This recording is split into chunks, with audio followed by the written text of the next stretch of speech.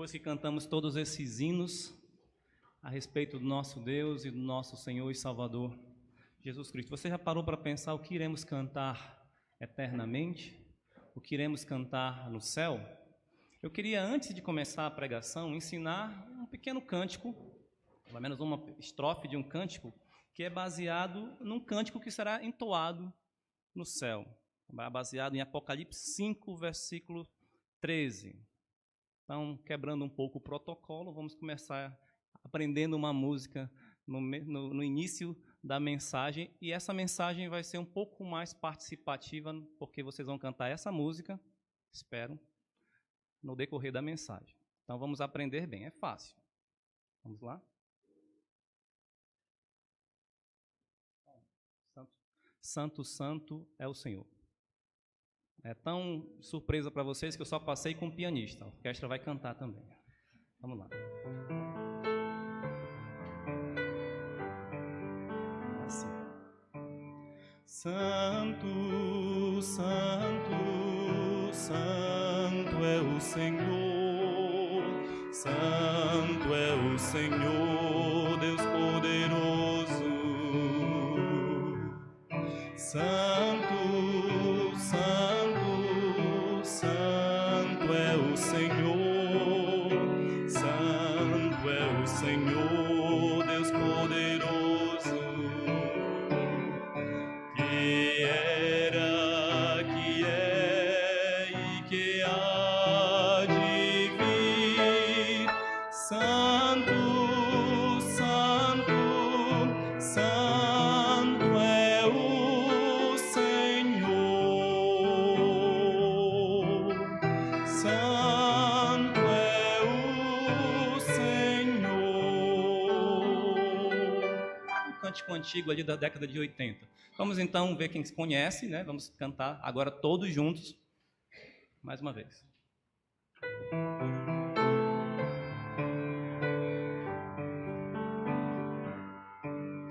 Santo, santo, santo é o Senhor, santo é o Senhor, Deus poderoso. Santo, santo, santo é o Senhor, santo é o Senhor, Deus poderoso. Que era, que é e que há de vir. Santo, santo, santo é o Senhor, santo é o Senhor. Salva aí na memória. No momento apropriado, vou indicar para cantarmos mais uma vez. Nós cantamos hoje que Deus é santo e poderoso, foi o nosso primeiro hino. O segundo hino, que Ele nos libertou através do Seu Filho, o Senhor Jesus Cristo, nos libertou do império das trevas. Cantamos que se confessarmos os nossos pecados, Ele é fiel para nos perdoar. Cantamos que estamos salvos com a verdade por toda a eternidade pela maravilhosa graça de Jesus. E por isso podemos também cantar que aquele que começou boa obra em nós, há de completá-la até o dia de Cristo. Você tem pensado nesse dia? No início do capítulo 3 de Colossenses, esse não é o texto que iremos estudar ou meditar, mas Paulo fala ali aquela igreja para que, e Paulo estava preso em Roma, ele fala para que eles buscassem as coisas lá do alto, para que pensassem nas coisas lá do alto e não nas coisas que são aqui da terra. E como é fácil nos distrairmos com as coisas aqui da terra e esquecermos de buscar e pensar nas coisas celestiais. Isso pode acontecer quando estivermos em prosperidade, tranquilidade, ou quando estivermos em tempos de grandes adversidades e problemas. Neste período de eleições tão conturbadas em nosso país, muitos têm se preocupado com as suas finanças. O que será no futuro? Muitos têm se preocupado com a sua liberdade, com a moralidade, se haverá ditadura militar ou ditadura socialista comunista, se haverá menos ou mais corrupção, escola sem partido ou ideologia de gênero, pena de morte aos bandidos ou descriminalização do aborto para assassinar seres humanos ainda não nascidos, liberdade religiosa ou perseguição aos cristãos, etc. É claro que essas coisas são legítimas e que devemos pensar, que devemos meditar e nos preocupar mesmos, pois ainda vivemos neste mundo e somos cidadãos ainda deste mundo. Temos um país, mas antes de tudo, somos cidadãos dos céus. Portanto, devemos votar sim com consciência, mas orar com diligência. Dar a César o que é de César e a Deus o que é de Deus. O que eu quero dizer é que as preocupações e problemas deste mundo não devem nos impedir de cumprir o propósito divino para as nossas vidas. Isso não significa que os crentes não devem se preocupar ou que não devem sofrer. Afinal de contas, o crente não sofre?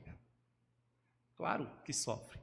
Há vários registros nas Escrituras relatando os sofrimentos e perseguições tanto a Israel, no Antigo Testamento, quanto aos cristãos, a igreja, no Novo Testamento. E por isso há muitas e várias orientações para que os salvos permaneçam firmes e cumpram o seu propósito, mesmo estando sob perseguição, sob grande sofrimento. Nesta noite eu gostaria de destacar mais uma vez a adoração a Deus na sala do trono celestial que o apóstolo João contemplou numa visão conforme Apocalipse 4 e 5. Antes de lermos, quanto ao contexto, a ênfase sobre a perseverança vista nas cartas às 7 igrejas da Ásia está ali clara nos capítulos 2 e 3 de Apocalipse. Ali sugere uma perseguição, que a perseguição era uma rotina diária dos cristãos, e que isso, é claro, acontecia ali no primeiro século, no final do primeiro século, quando a adoração ao imperador foi mais coerentemente cobrada por todo o Império Romano.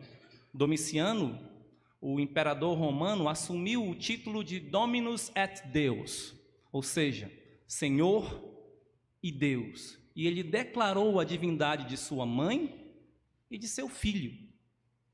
Talvez por não aceitar essas blasfêmias, o apóstolo João, que foi quem escreveu essa carta, estava exilado ali na ilha de Patmos, uma ilha praticamente desabitada, e ele passou boa parte da sua vida ali. Isso foi tentado, a sua morte algumas vezes. Mas, só para que os irmãos tenham ideia, vejamos o que diz cada uma das cartas, Apocalipse capítulo 2 e capítulo 3, só pequenos trechos para termos a ideia de como aqueles irmãos estavam sofrendo perseguição.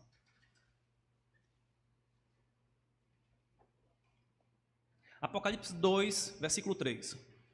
E tens perseverança, e suportaste provas por causa do meu nome, e não te deixaste esmorecer. Agora veja o versículo 7.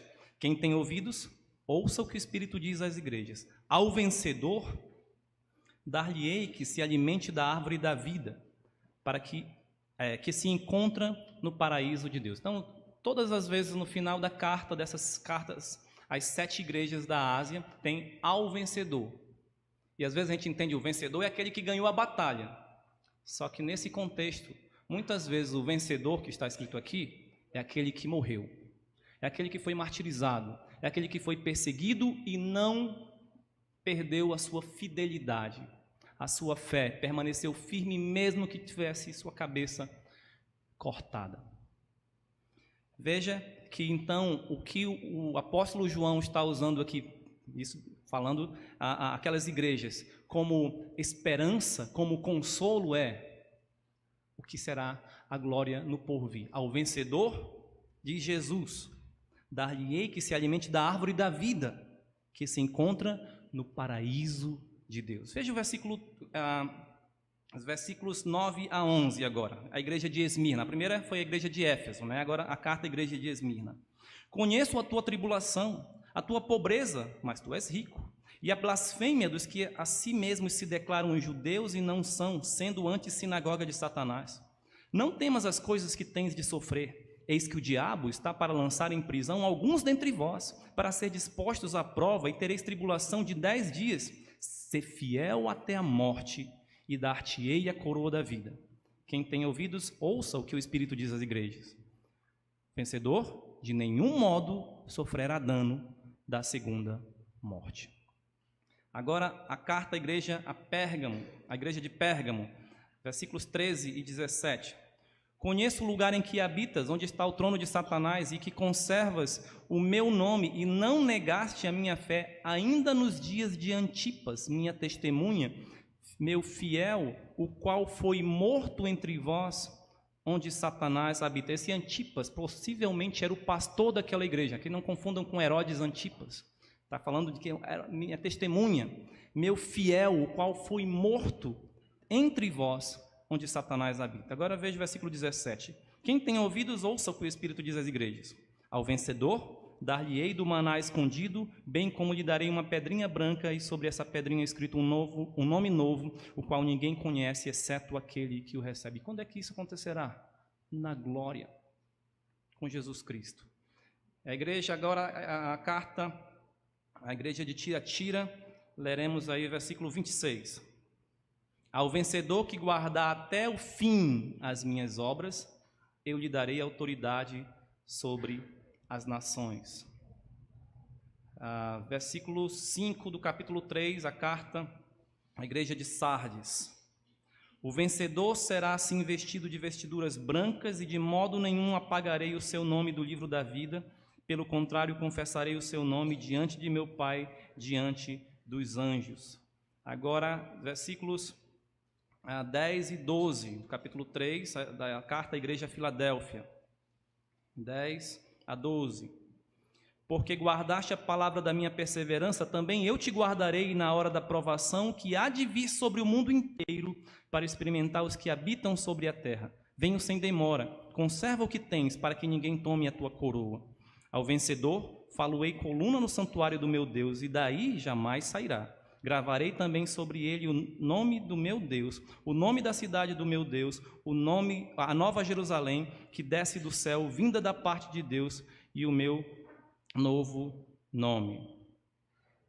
Veja, versículo 10 é um texto utilizado para argumentar o arrebatamento, né? Possivelmente está se referindo a isso, já que nós cremos que a igreja será arrebatada antes da tribulação. Então, quando diz, eu te guardarei da hora da provação que há de vir sobre o mundo inteiro. Então, se aqueles irmãos já estavam passando por uma certa tribulação, isso não se compara com a grande tribulação que ainda virá.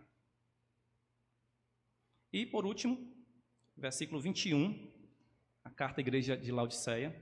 Ao vencedor dar-lhe-ei sentar-se comigo no meu trono, assim como também eu venci e me sentei com meu Pai no seu trono.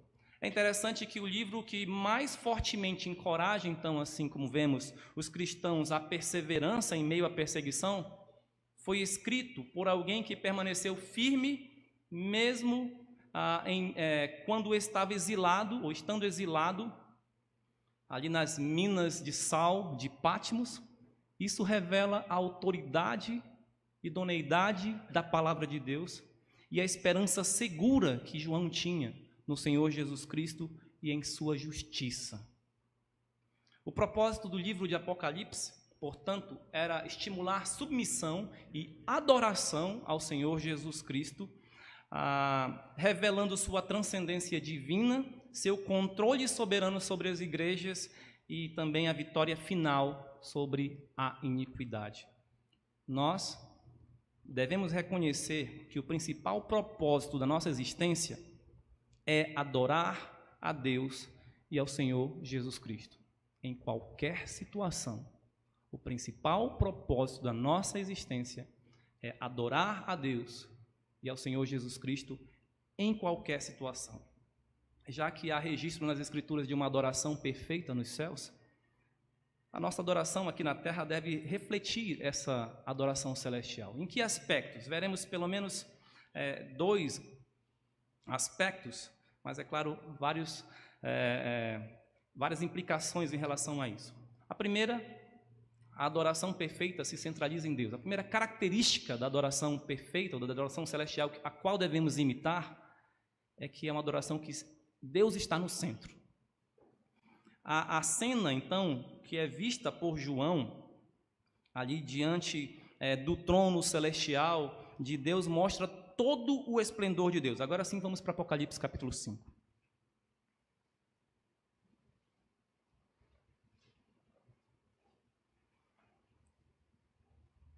Vi na mão direita daquele que estava sentado no trono um livro escrito por dentro e por fora,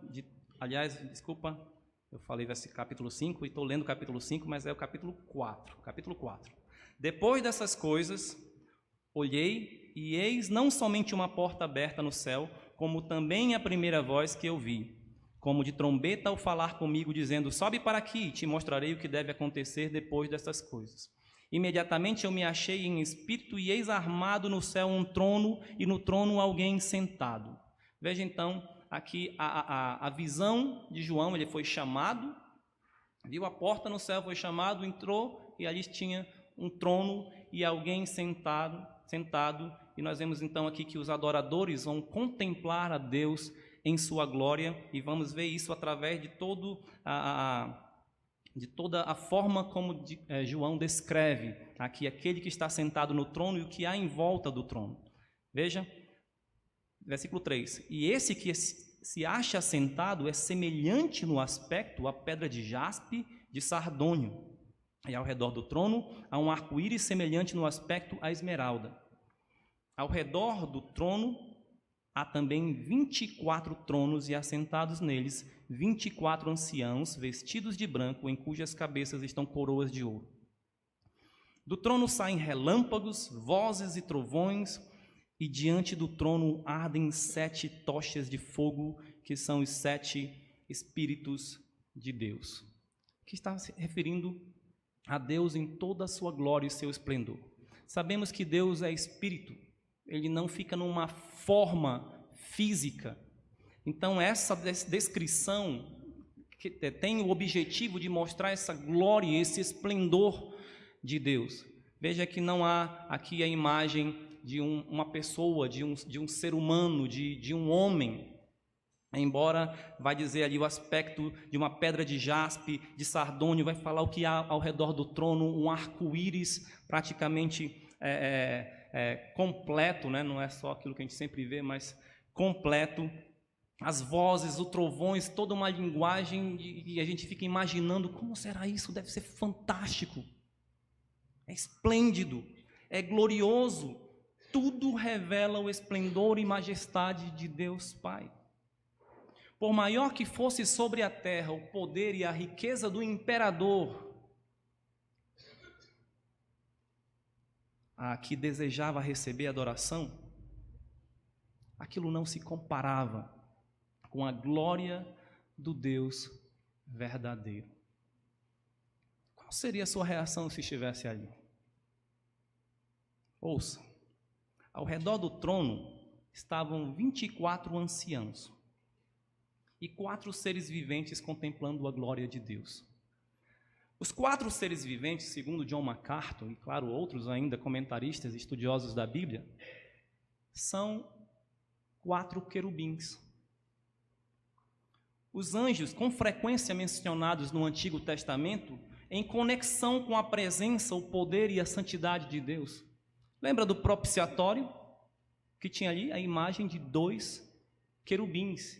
E ali na tampa da Arca da Aliança, o propiciatório, era que representava a presença de Deus. É onde Deus habitava através daquela nuvem ou da coluna de fogo. Era ali que era uma vez por ano o sumo sacerdote entrava com o sangue para expiação pelo pecado da nação. Ali representava a presença de Deus. O Salmo 80, versículo 1, diz assim: dá ouvidos ao pastor de Israel, que conduzes a José como um rebanho, tu que estás entronizado acima dos querubins, mostra o teu esplendor. O Salmo 99, 1 diz: reina o Senhor, tremam os povos, ele está entronizado acima dos querubins, abale-se a terra. Ezequiel 1, de 1 a 4 e 10, ele vai mostrar alguns seres, que ele vai chamar de querubins, e tem as mesmas descrições desses seres que são apresentados aqui. Vejam, aconteceu no 30º ano, no 5º dia do 4º mês, que estando eu no meio dos exilados, junto ao rio Quebar, se abriram os céus e eu tive visões de Deus. Versículo 2 de Ezequiel 1. No 5º dia do referido mês, no 5º ano do cativeiro do rei Jeoaquim, veio expressamente a palavra do Senhor a Ezequiel, filho de Buzi, o sacerdote, na terra dos caldeus, junto ao rio Quebar, e ali esteve sobre ele a mão do Senhor. Versículo 4. Olhei, e eis que um vento tempestuoso vinha do norte, e uma grande nuvem com fogo a revolver-se e resplendor ao redor dela, e no meio disto uma coisa como metal brilhante que saía do meio do fogo. Versículo 5. No meio dessa nuvem saía a semelhança de 4 seres viventes, cuja aparência era esta. Tinha a semelhança de homem. Agora vamos para o versículo 10. A forma de seus rostos era como o de homem. À direita, os 4 tinham rosto de leão, à esquerda, rosto de boi e também rosto de águia, todos os 4. Se nós olharmos aqui o versículo 7, versículos 6 e 7, voltando para Apocalipse 4. Há diante do trono um como que mar de vidro semelhante ao cristal, e também no meio do trono, e à volta do trono, 4 seres viventes cheios de olhos por diante e por detrás. O primeiro ser vivente é semelhante ao leão, o segundo semelhante ao novilho, ou que Ezequiel chama de boi. O terceiro tem rosto como de homem, e o 4º ser vivente é semelhante à águia quando está voando. Então, por isso, há a ideia de que possivelmente esses 4 seres viventes referidos aqui por João em Apocalipse 4 são os querubins. Mas indo para frente, observe que além dos 4 seres viventes, há 24 anciãos que estão assentados em 24 tronos. E eles estão vestidos de branco, e em suas cabeças estão coroas de ouro. Agora vem a pergunta: quem estará assim glorificado antes do fim da tribulação e antes do milênio? Os redimidos da igreja. Paulo fala na carta de Timóteo sobre a coroa da justiça. Tiago fala sobre a coroa da vida. Pedro fala sobre a coroa de glória. Apocalipse, a gente leu aqui o versículo 10 do capítulo 2, sobre também a coroa da vida. Ser fiel até a morte e dar-te-ei a coroa da vida. E Apocalipse 3 e 11, que também nós lemos, diz: conserva o que tens para que ninguém tome a tua coroa. Nós não sabemos se essa coroa é algo físico, e às vezes eu lembro quando criança, era até dito: olha, se comporte direitinho, ou você fez isso, você evangelizou, você vai ganhar mais uma pedrinha na sua coroa. Então a gente tinha aquela ideia de ser algo físico. Não sei se vai ser algo físico. Alguns estudiosos do grego acreditam até que não é algo físico, mas está se referindo ao que está logo ligado. Coroa da justiça, que é a justiça. Coroa de vida, que é a vida eterna. Coroa de glória, que é a glória dada por Deus. De certa forma, nós ganharemos sim galardões. Nós ganharemos sim essas bênçãos espirituais, vida, glória e justiça de Deus. Portanto, é possível que esses 24 anciãos representem a igreja, os redimidos que já estarão lá. E temos vários outros argumentos, mas não vou usar para não gastar muito tempo. Mas imagine essa cena, poder estar lá e ver essa cena.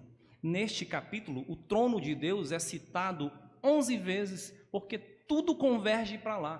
Tudo está ao redor do trono, tudo está focado no trono, o trono está ali no centro.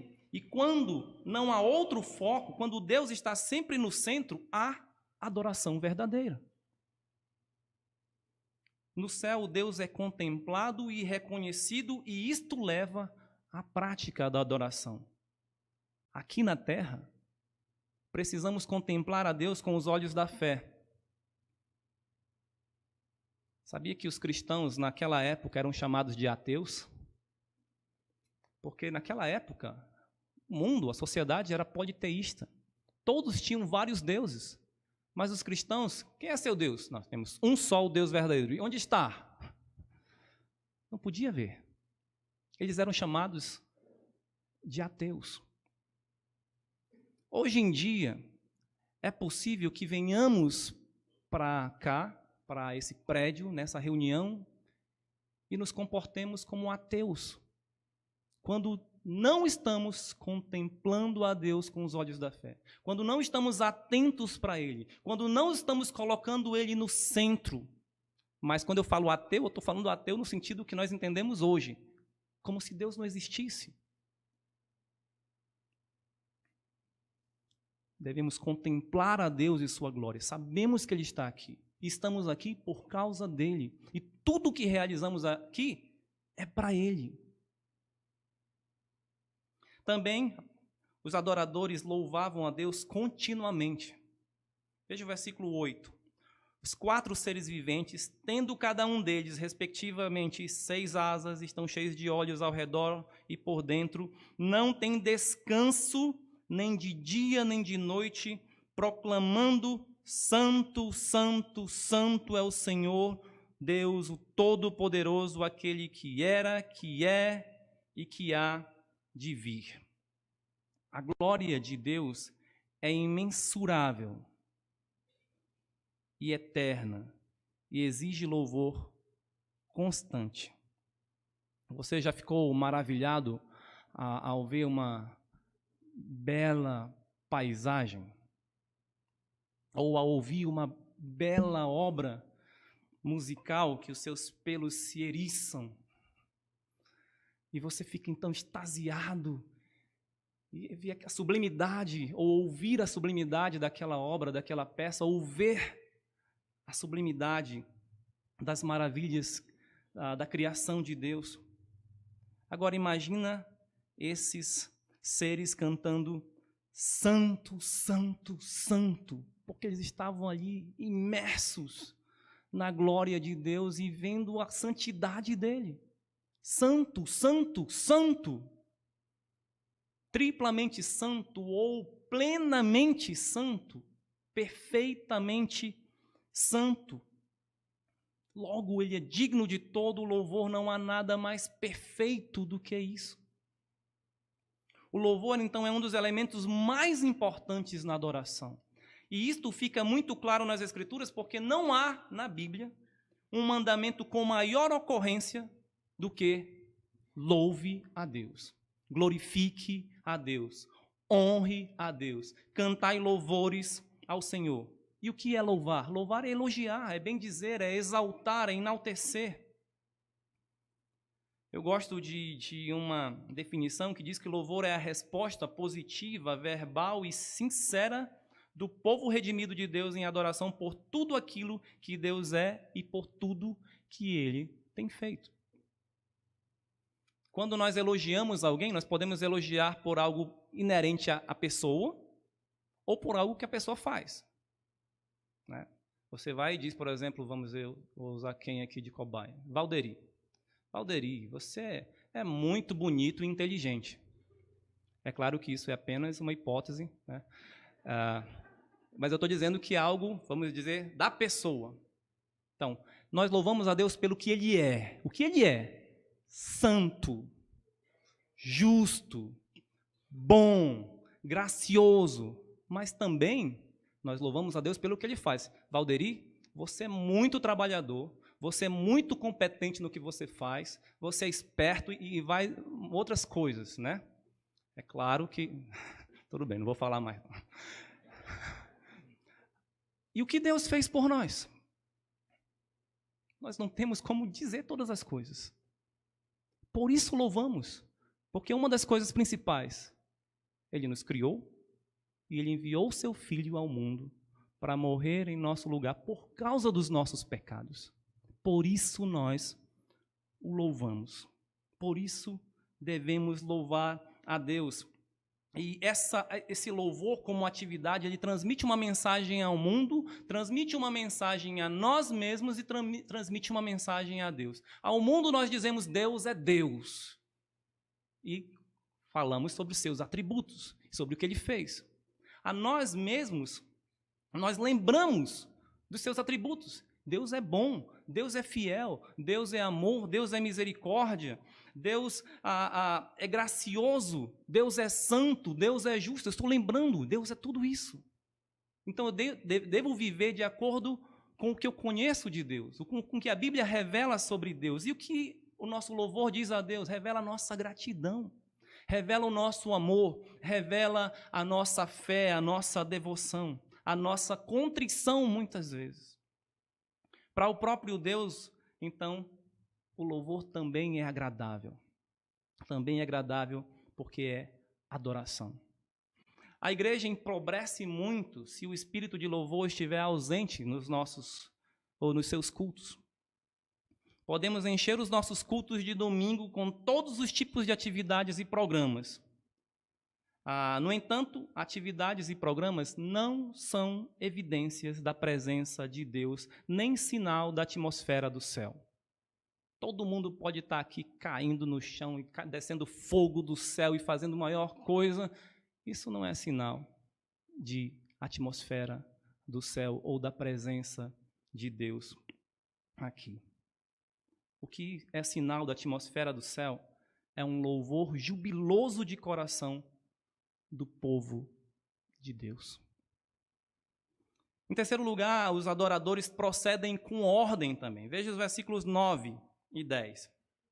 Quando esses seres viventes derem glória, honra e ações de graças ao que se encontra sentado no trono, ao que vive pelos séculos dos séculos, os 24 anciãos prostrar-se-ão diante daquele que se encontra sentado no trono, adorarão o que vive pelos séculos dos séculos e depositarão as suas coroas diante do trono, e assim proclamando, vamos ler isso depois. Veja que há aqui uma espécie de organização, que a gente poderia chamar de responsório. Enquanto os seres viventes, os 4 seres viventes cantavam santo, santo, santo, logo após terminarem, e os 24 anciãos se prostram, depositam as suas coroas diante de Deus, diante do trono, e então cantam: Tu és digno, ou proclamam, Tu és digno, Senhor e Deus nosso, de receber a glória, a honra e o poder, porque todas as coisas Tu criaste, sim, por causa da sua vontade, vieram a existir e foram criados. Eu sei que hoje em dia, em muitas igrejas, o termo louvor tem vários significados, e para muito louvor é simplesmente música, ou um período de culto, ou um estado de espírito normalmente eufórico. Talvez por isso o louvor em tantas igrejas não tem sentido. É apenas um entretenimento, um passatempo, em que eu posso fazer o que eu quero. Pule para Deus, grite para Deus, dê um brado, caia no chão, faça isso para Deus. Faz o que você quer. Assim não é necessário ordem ou qualquer planejamento. Extravase. Mas nós vimos aqui que há uma ordem, uma organização.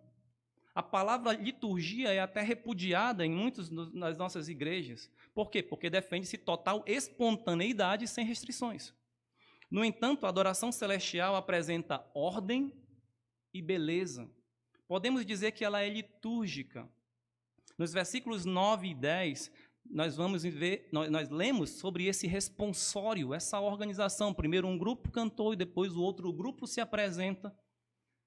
Imagina um grupo cantando Santo, Santo, Santo é o Senhor Deus Todo-Poderoso, e assim que esse grupo termina, o outro grupo começa a cantar Tu és digno. Agora sim nós vamos cantar.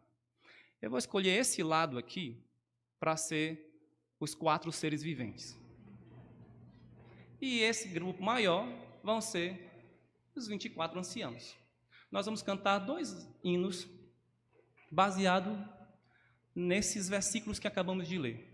Santo, Santo, Santo, que nós acabamos de aprender, só esse lado, e logo depois, esse grupo, Tu és digno. Vamos lá?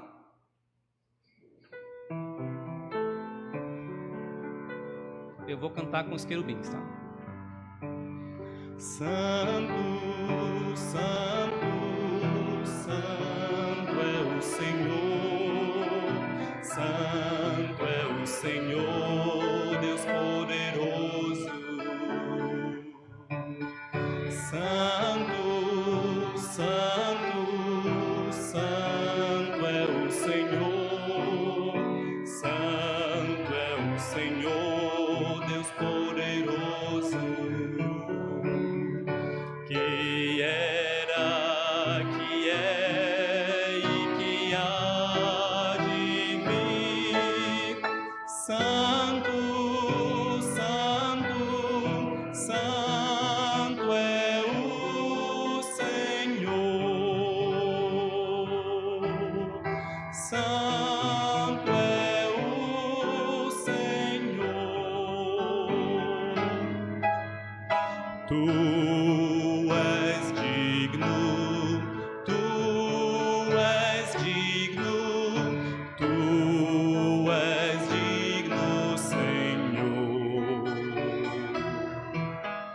Digno de glória, glória e honra, glória e honra e poder. Porque tu criaste sim todas as coisas, Senhor. Por tua vontade foram criadas.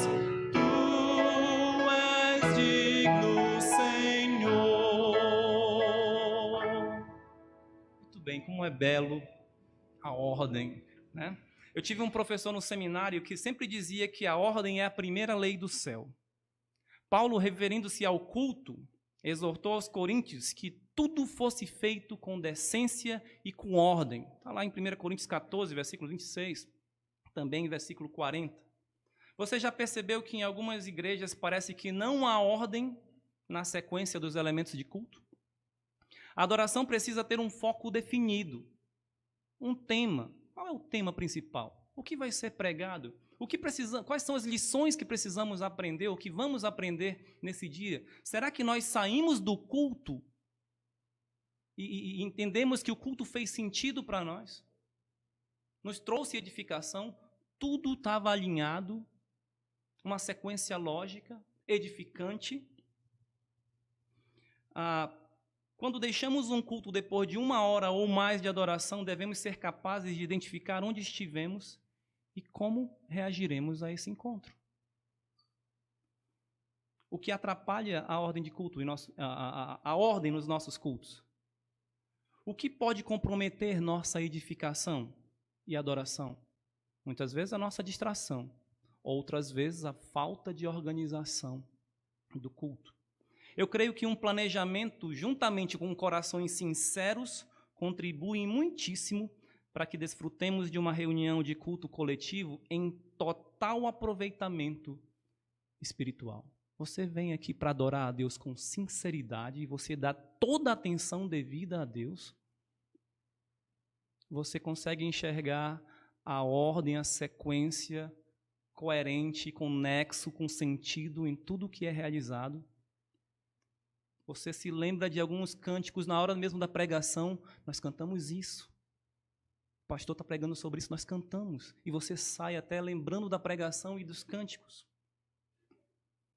Em quarto lugar, os adoradores procedem com reverência. A ordem leva à reverência. A adoração na sala do trono celestial também foi caracterizada por reverência, por humildade. Após o louvor, dos quatro seres viventes, os 24 anciãos, possivelmente, como eu estou dizendo, os redimidos da igreja, prostrar-se-ão e adorarão a Deus. Nós lemos isso no versículo 9. Os 24 anciãos prostrar-se-ão diante daquele que se encontra sentado no trono e adorarão o que vive pelos séculos dos séculos. No capítulo 5, todos eles, tanto os seres viventes quanto os anciãos, também vão se prostrar diante do Cordeiro. Deus é digno de reverência. Adoração é reverência. Adoração é humilhação, é reverência, é respeito, é honra, é atenção, é devoção. Quantos cultos há nas igrejas com total irreverência, com a justificativa de que é apenas a expressão da alegria e liberdade cristãs? Porém, já vimos nas Escrituras de cultos reverentes onde os adoradores se prostram, se ajoelham e mesmo assim eles tinham grande alegria e também liberdade, pois o fizeram voluntariamente. Gostaria de ler um trecho de 2 Crônicas 29, 27 a 30 e versículo 36. Diz assim: deu ordem a Ezequias que oferecessem o holocausto sobre o altar. Em começando o holocausto, começou também o cântico ao Senhor com as trombetas, ao som dos instrumentos de Davi, rei de Israel. Toda a congregação se prostrou quando se entoava o cântico e as trombetas soavam. Tudo isto até findar-se o holocausto. Tendo eles acabado de oferecer o sacrifício, o rei e todos os que se achavam com ele prostraram-se e adoraram.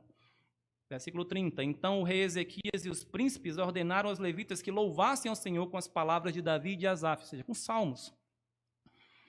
Eles o fizeram com alegria e se inclinaram e adoraram. Versículo 36. Ezequias e todo o povo se alegraram por causa daquilo que Deus fizera para o povo, porque subitamente se fez esta obra. A reverência no culto é devida por causa da majestade e santidade de Deus, em contraste com a nossa fragilidade e pecaminosidade. Mas a alegria também está presente, por causa das bênçãos que Deus nos concede.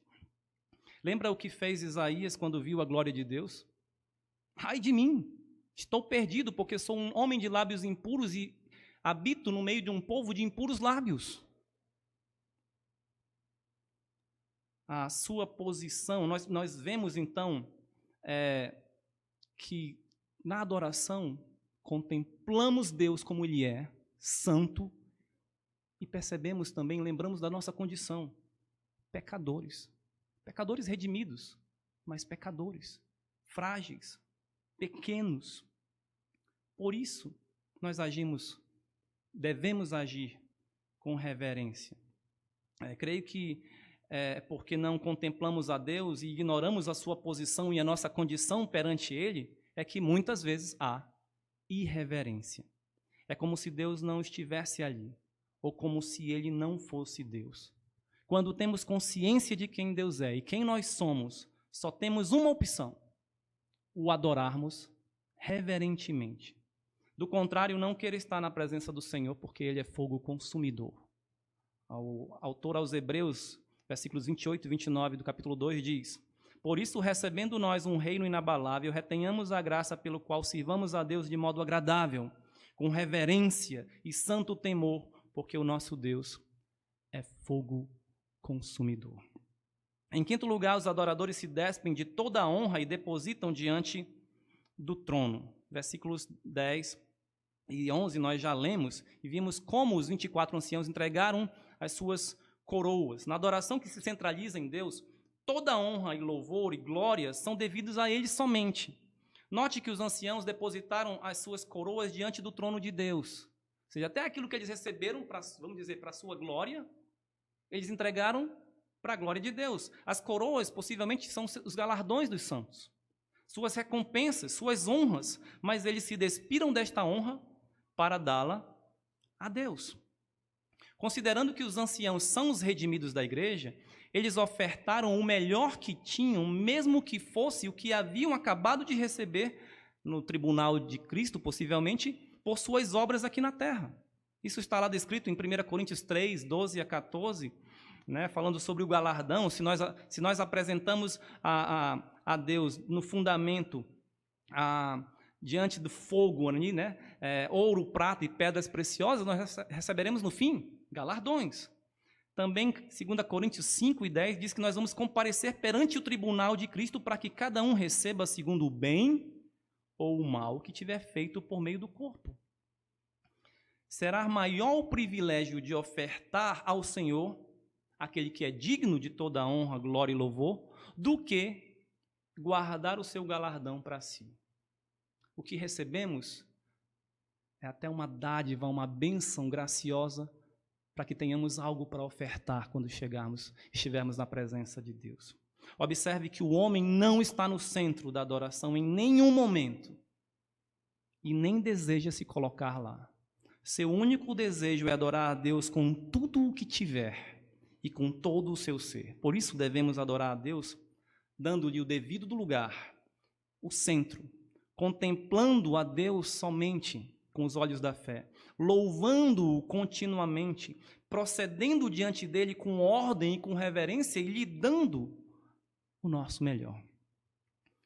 Um segundo grande aspecto da adoração celestial que devemos imitar, agora vista no capítulo 5, é que a adoração perfeita se fundamenta na obra redentora de Cristo.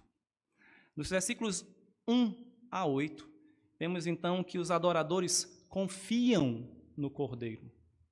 Quando João ouviu a voz do anjo que clamava, quem é digno de abrir o livro e desatar-lhe os selos, não apareceu ninguém. Vamos ler aqui. Vi na mão direita daquele que estava sentado no trono um livro escrito por dentro e por fora, de todo selado com 7 selos. Vi também um anjo forte que proclamava em grande voz: quem é digno de abrir o livro e de lhe desatar os selos? Ora, nem no céu, nem sobre a terra, nem debaixo da terra, ninguém podia abrir o livro, nem mesmo olhar para ele. Então, qual foi a consequência disso? O choro, o pranto de João. Diz, versículo 4, e eu chorava muito, porque ninguém foi achado digno de abrir o livro, nem mesmo de olhar para ele. Vamos voltar ao nosso contexto. Primeiro século, final do primeiro século, igreja sendo massacrada, perseguida, principalmente porque o imperador romano exigia adoração para si como se ele fosse Deus. Agora, esse livro com os 7 selos são os juízos de Deus contra toda impiedade, contra toda iniquidade. E de repente, está ali, quem vai abrir o livro? Ou seja, quem vai executar a justiça de Deus contra toda iniquidade? Ninguém? Por que João estava chorando? Um tempo exilado, e isso não vai servir de nada? Pregando o Evangelho, sofrendo por causa do Evangelho, por causa do Senhor Jesus Cristo, e a justiça não será completa? Jesus Cristo morreu em vão? Pregamos em vão? Mas então o que aconteceu? Um dos anciãos lhe disse, versículo 5, todavia um dos anciãos me disse, não chores. Eis que o leão da tribo de Judá, a raiz de Davi, venceu para abrir o livro e os seus 7 selos. Venceu aonde? Venceu na cruz do Calvário. Venceu a morte. Venceu o pecado. Fazendo então a justiça de Deus ser aplacada. E ela sim haverá de se completar, de se consumar ainda no porvir. Aqueles que estavam adorando ao que estava centrado no trono confiavam que Jesus Cristo, o Cordeiro de Deus, o leão da tribo de Judá, era digno para abrir o livro dos juízos de Deus e executar então a justiça. Não era necessário choro. Os 24 anciãos e os 4 seres viventes prostraram-se diante do Cordeiro em adoração, eles adoraram a Deus. Não chore, louve a Deus, porque tudo vai ser consumado conforme a vontade e o plano soberano dele. A fé leva à adoração. E lembre-se que no contexto dessa visão de Apocalipse, a adoração precedia os juízos de Deus sobre a terra. Isto também, então, deveria ser motivo de adoração para os crentes do primeiro século que estavam sendo perseguidos. Eles deveriam confiar em Cristo, o reto juiz, e adorá-lo, mesmo que estivessem correndo risco de morte por causa da sua fé. No fim, Deus fará justiça para a glória dele. Os historiadores sugerem que o bispo da igreja de Esmirna, por ocasião da carta enviada por João, era Policarpo.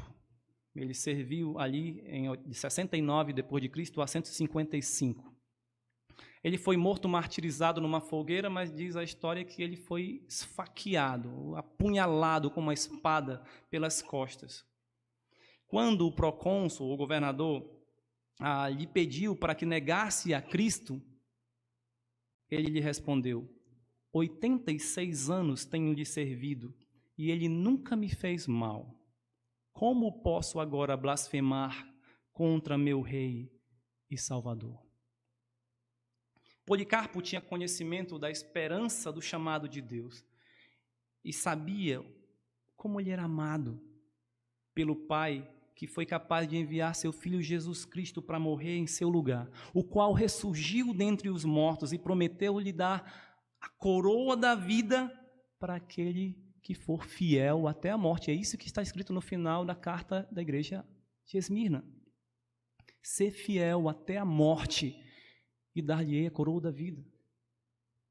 Policarpo confiou nas palavras de Jesus e foi fiel até a morte. Você estaria disposto a entregar a sua vida por causa da fé em Cristo? Ele deu a sua vida por todo aquele que nele crê. Em segundo lugar, os adoradores cantam ao Cordeiro. Veja o versículo 9 e 10. Depois dessas coisas vi, e eis grande multidão, que ninguém podia enumerar, de todas as nações. Opa, eu estou no capítulo errado aqui. Agora sim, voou a página. Versículo 9. E entoavam um novo cântico, dizendo: digno és de tomar o livro, de abrir os selos, porque foste morto e com teu sangue compraste para Deus os que procedem de toda tribo, língua, povo e nação, e para o nosso Deus os constituíste reino e sacerdotes, e reinarão sobre a terra. Lembra que Pedro disse em sua primeira carta que os anjos anelam perscrutar o evangelho? Perscrutar é entender, investigar, conhecer. Como funciona isso? Lembra que o evangelho não foi dado aos anjos, mas aos homens. Pois no céu, na presença dos anjos, cantaremos o evangelho de Cristo. Cantaremos o evangelho de Cristo. Veja aqui em Apocalipse 15, versículo 3 e 4. Lá também diz que um novo cântico será cantado, e um cântico de Moisés, aliás, e o cântico do Cordeiro. Por quem? Pelos santos da tribulação. Você já parou para pensar que um cântico, veja, Moisés, né? Que um cântico de um servo do Senhor cantado aqui na terra será entoado no céu? Porque o cântico de Moisés será entoado no céu. E por quê? Porque o seu conteúdo são verdades eternas. Olha só dois trechos. Êxodo 15, versículo 2 e versículo 18. O Senhor é a minha força e o meu cântico. Ele me foi por salvação. Este é o meu Deus, portanto eu o louvarei. Ele é o Deus de meu Pai, por isso o exaltarei. E o versículo 18. O Senhor reinará por todo o sempre. Não foi isso que nós cantamos agora há pouco, quando fala pelos séculos dos séculos? Aliás, o que era, o que é, o que há de vir. Agora sim nós vamos cantar pelos séculos dos séculos. Moisés e os filhos de Israel entoaram esse cântico após serem libertados da escravidão no Egito e a travessia do Mar Vermelho, onde Deus destruiu o faraó e o seu exército. Semelhantemente, no capítulo 15, o cântico do capítulo 15 de Apocalipse, foi entoado pelos vencedores da besta. Veja lá, capítulo 15, versículo 2. Vi como que um mar de vidro mesclado de fogo, e os vencedores da besta, da sua imagem, do seu número, do seu nome, que se achavam em pé no mar de vidro, tendo arcas de Deus, entoavam o cântico de Moisés, versículo 3, servo de Deus, e o cântico do Cordeiro. Possivelmente esses vencedores da besta são os mesmos descritos no capítulo 20, versículo 4, veja lá. Vi também tronos, e nestes sentaram-se aqueles os quais foi dada a autoridade de julgar. Vi ainda almas dos decapitados por causa do testemunho de Jesus, bem como por causa da palavra de Deus, tantos quantos não adoraram a besta, nem tampouco a sua imagem, e não receberam a marca na fronte e na mão, e viveram e reinaram com Cristo durante 1000 anos. Lembra que eu falei sobre os vencedores? Os vencedores foram aqueles que foram decapitados, foram aqueles que foram fiéis até a morte. E sabe o que acontecerá? Eles viverão e reinarão com Cristo no seu reino milenar. Assim também, aqueles crentes perseguidos do primeiro século deveriam cantar louvores a Cristo, sabendo que o Senhor, o nosso Salvador, reinará por todos sempre, e os salvos reinarão com Ele. Então cantemos verdades eternas, cantemos o Evangelho de Cristo, cantemos um novo cântico. Vamos cantar a terceira estrofe do hino Cantai um Novo Cântico.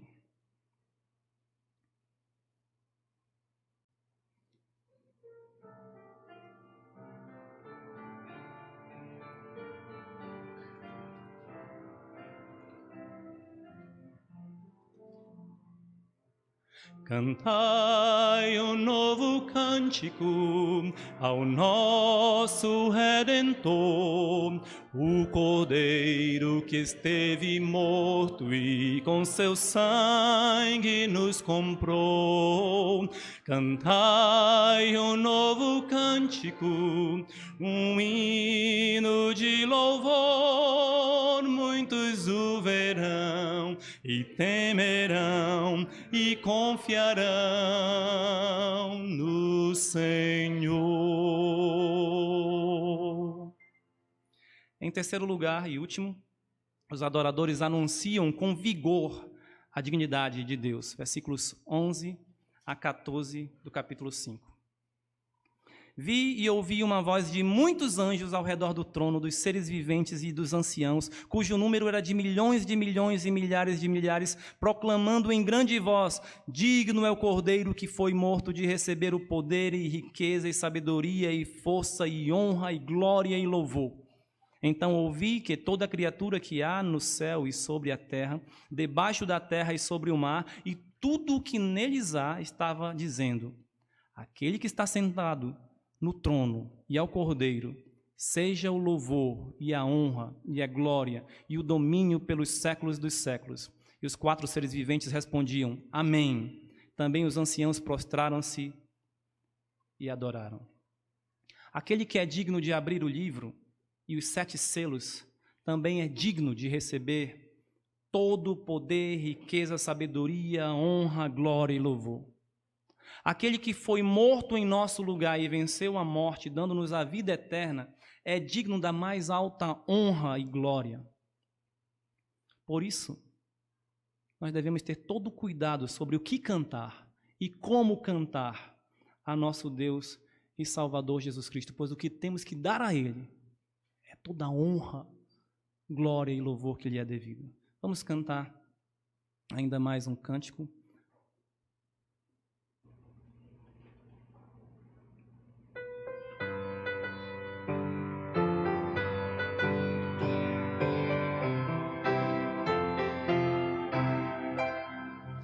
Ao que está sentado no trono e ao Cordeiro, seja o louvor e a honra e a glória e o domínio pelos séculos dos séculos. Amém.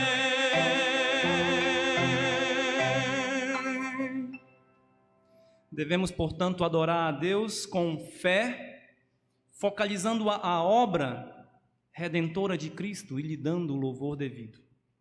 Enfim, pensando mais uma vez em nosso tempo, não sabemos o que ocorrerá com a nossa nação no futuro próximo. Se haverá paz e prosperidade, ou guerra e recessão econômica. Se continuaremos livres para pregar o Evangelho, ou seremos perseguidos por sermos cristãos. Porém, uma coisa é certa: seja o que for que acontecer, Deus sempre deve ser o objeto da nossa adoração. E a obra de Cristo é a razão e fundamento do nosso louvor. Portanto, adoremos ao Senhor. Cantemos aqui neste mundo o que cantaremos eternamente na glória. Amém? Vamos orar. Senhor, nosso bendito Deus e Pai, muito obrigado pela Tua palavra, muito obrigado pelas Tuas promessas tão maravilhosas que essas promessas venham fortalecer a nossa fé, possa nos comover e nos mover para agirmos de acordo com a Tua vontade, para que possamos adorar o Senhor e nos submeter ao Senhor, nosso Senhor e Salvador Jesus Cristo, mesmo em tempos de tribulação. É o que pedimos em nome de Jesus. Amém.